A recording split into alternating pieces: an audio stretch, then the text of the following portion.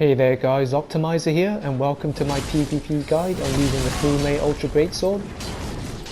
And as you may know, just before the North American release of this game, the weapon got nerfed from 330 base damage down to 260, and you know, despite that, for me, I think it's still a very good weapon to use. It still does enough damage. So to get this weapon you need to be at Smoldering Lake, which is kind of midway point through the game. Realistically though, you're going to be towards the end of the game before you can use this weapon due to its stats requirements.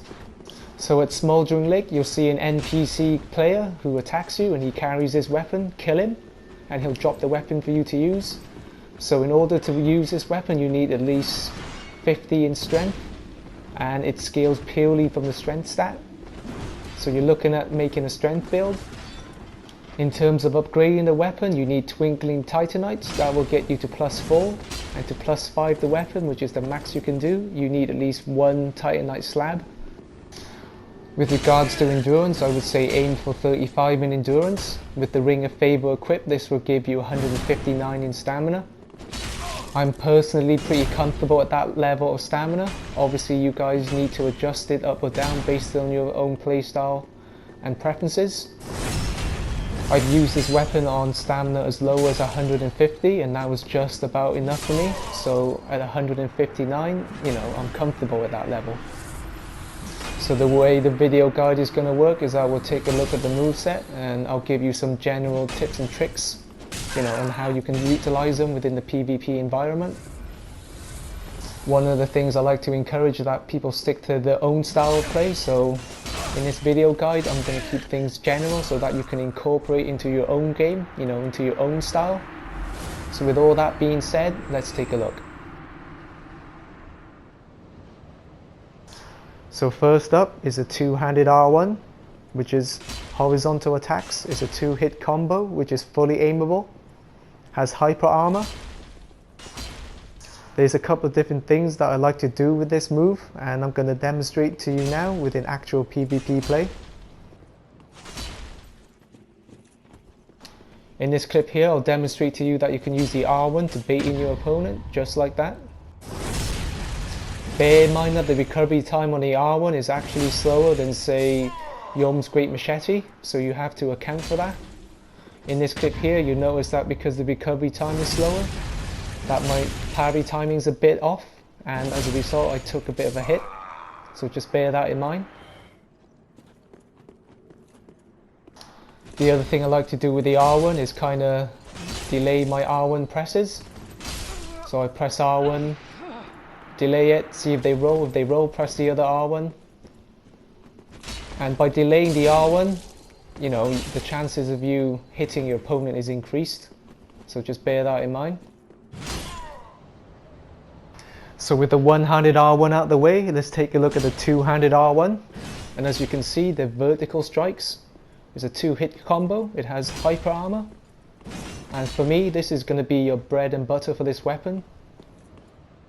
It's a pretty versatile move and I'm going to show you how to take advantage of it. So your main goal with this move is to land a 2-hit combo, because once you combo, it does a ton of damage. One of the things I like to do with this move is, you know, vary my range between myself and my opponent to take advantage of the R1. So I could be in close range, I could be in longer range. It kind of messes up with their timing and spacing a little bit. In this clip here, you can see just how much range this move has. So take advantage of that during PvP play. And the other thing I like to do with this move is throw out a random R1, switch to one-handed mode, watch their approach, and then time my parry.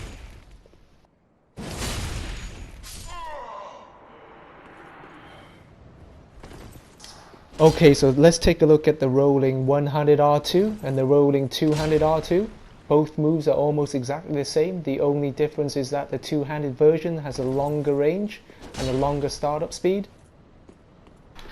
Both moves excel at baiting in your opponent either into a roll away from you or towards you and then punishing them for it. Let's take a look as to why. So here I approach, roll, press R2, the startup animation makes him roll away from me. I release the R2 button and he gets hit. Here's a two-handed version. He rolls towards me, I release the R2 button and he gets punished for it. Again, roll, watch their approach, release the R2 button and they get punished. It's as simple as that.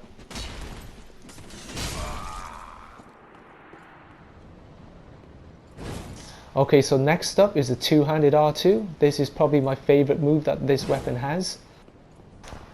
And as you can see, it's a two-handed thrusting attack. Has quite a bit of a long startup speed. And as you can see, you can follow the initial thrust attack with an overhead smash. Typically, I don't tend to do this within PvP. I have tried, and to be honest, the move set is just a little bit too predictable and slow to make it all that viable. Also here you're looking at the one-handed R2. Again, I don't tend to use this within PvP because it's just a little bit too slow and predictable. But having said all that, let's take a look at the standing two-handed R2. So there, you notice you can use it as a bait to bait in your opponent. But really, my favorite use for this move is this. Bang. And this is pretty simple to do. At a distance, hold up the charge R2, watch their approach, and if they approach you, just let go of the R2 button. It's that simple. Again, another example. Watch their approach, release the R2 button. Nothing more to it than that.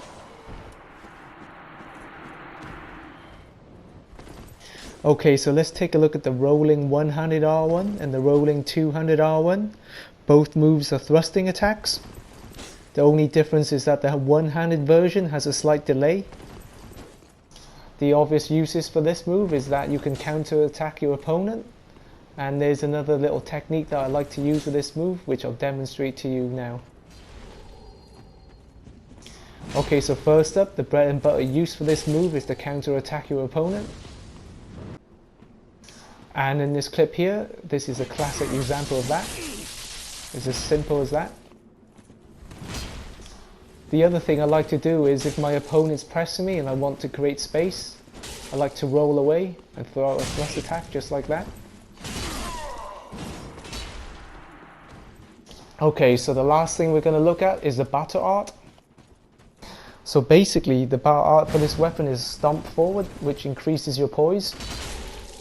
And what that means is you're less likely to get staggered if they hit you as you're doing the stomp.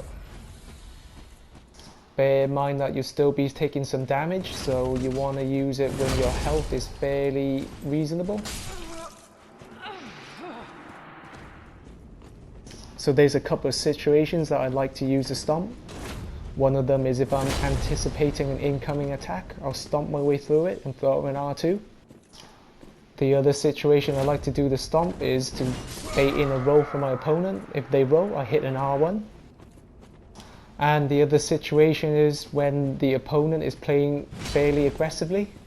If I know they want to get in a few hits, I like to throw the stomp out in their face and then hit out an R2.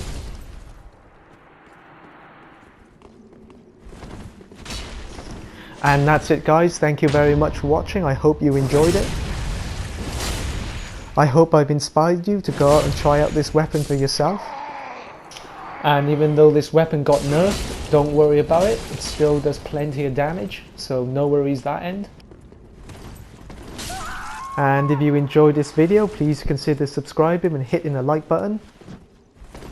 I'm always looking to improve the content, so let me know what you like about this video, what you didn't like about this video. I genuinely read every single comment I receive. And as well as that, I've learned a few new things just from reading the comments, a few new things about the game that I didn't know. And you know, you guys are pretty amazing at that, sharing your knowledge. And I think that's something that should be encouraged. And until the next time guys, see ya!